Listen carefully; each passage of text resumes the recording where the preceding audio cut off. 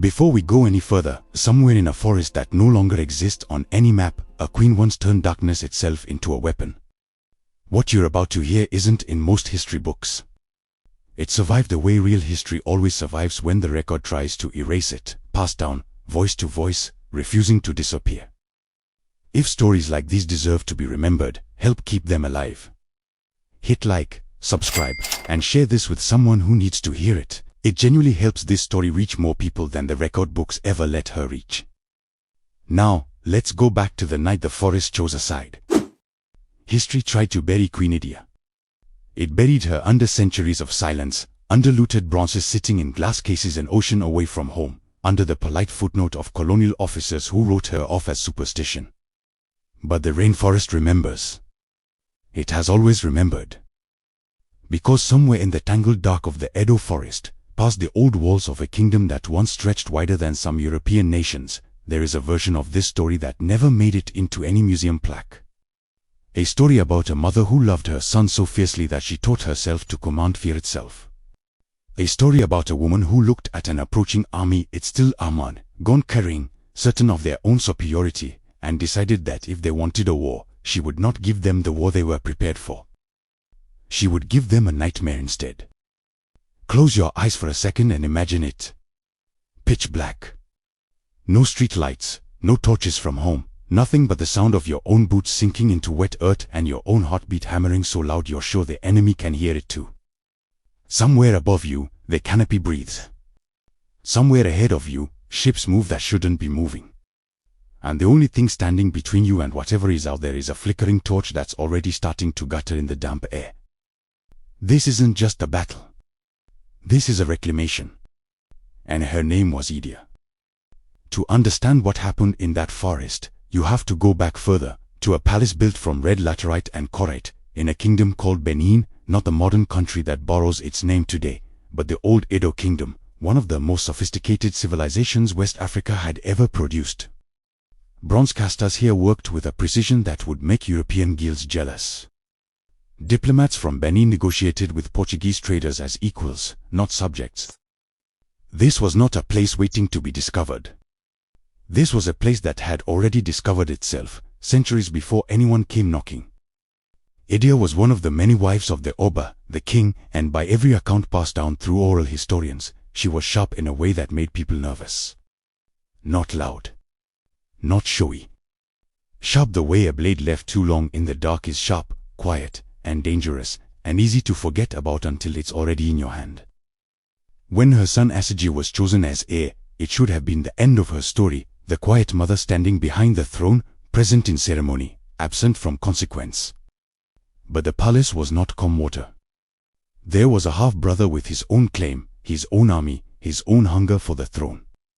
And somewhere in the chaos of succession, Idia understood something that a lot of people in her position never let themselves understand. That being underestimated is not a weakness. It's camouflage. While men postured with spears and titles, she built something quieter. Alliances. Knowledge. An understanding of the land itself, every hidden trail, every ravine, every place where sound bent strangely through the trees. She learned the difference between fighting a war with your body and fighting one with your enemy's mind. And when Saja finally took the throne, and the kingdom braced for the next threat, because there is always a next threat, she was ready in a way that no one, least of all the men who would come matching in with fire and steel, ever expected. Every invading force that ever marched into unfamiliar territory carried the same quiet arrogance. They believed their weapons made the outcome inevitable. Steel breastplates. Firearms that could kill from a distance no spear could match. Discipline drilled into soldiers who had crushed resistance before and expected to crush it again.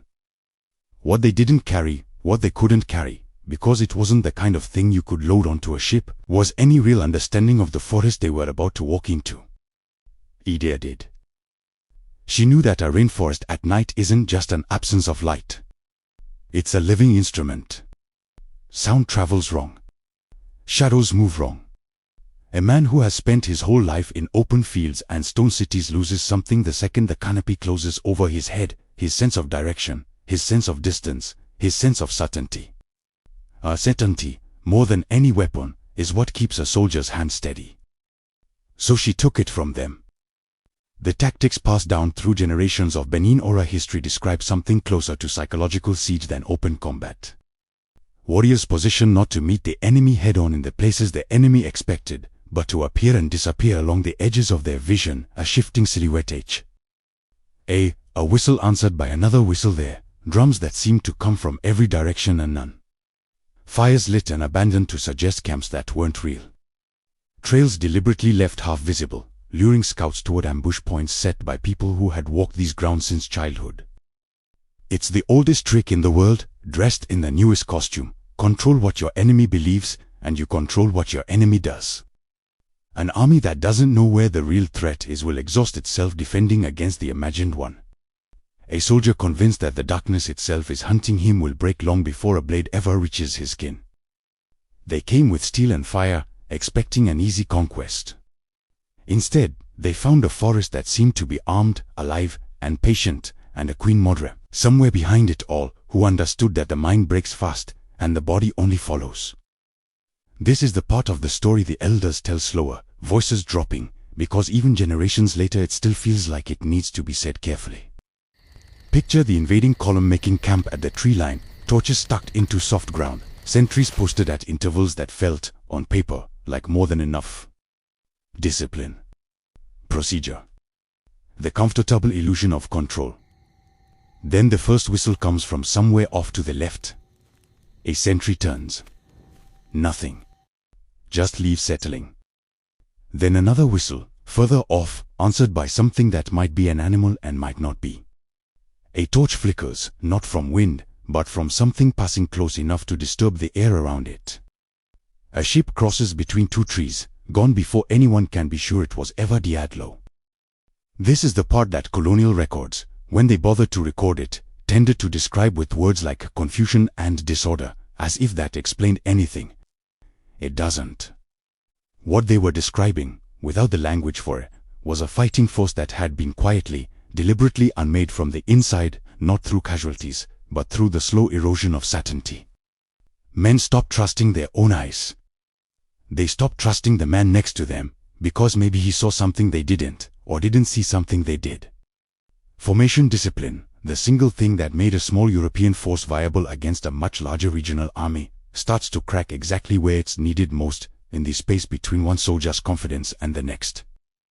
And somewhere behind that unraveling, unseen and unnamed by the men experiencing it, was a queen who had spent years learning that you don't have to be the strongest force on the field.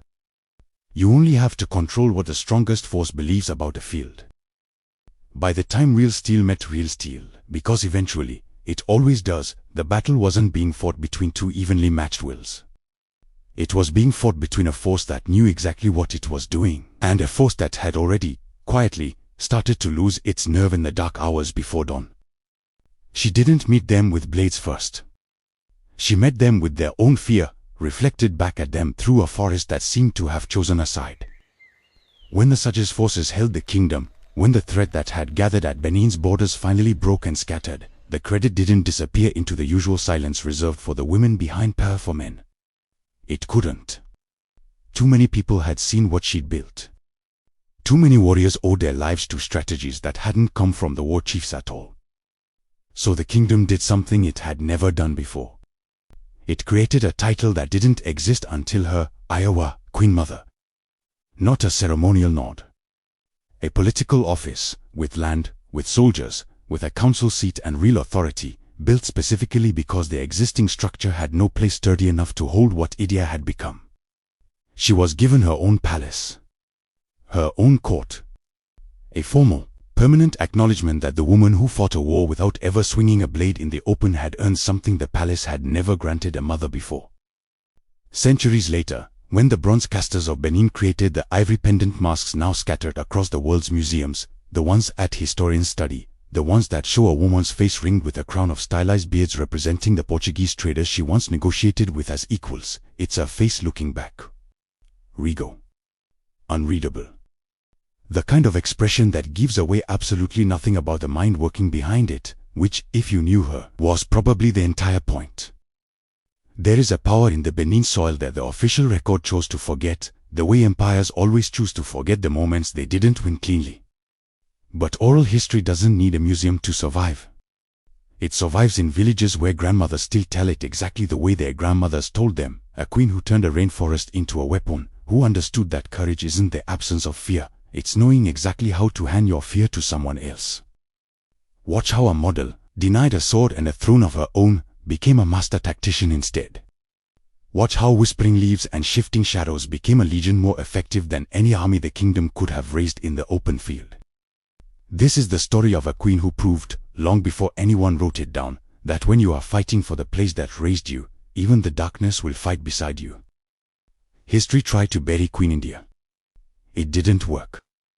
The forest remembered. And now, so do we.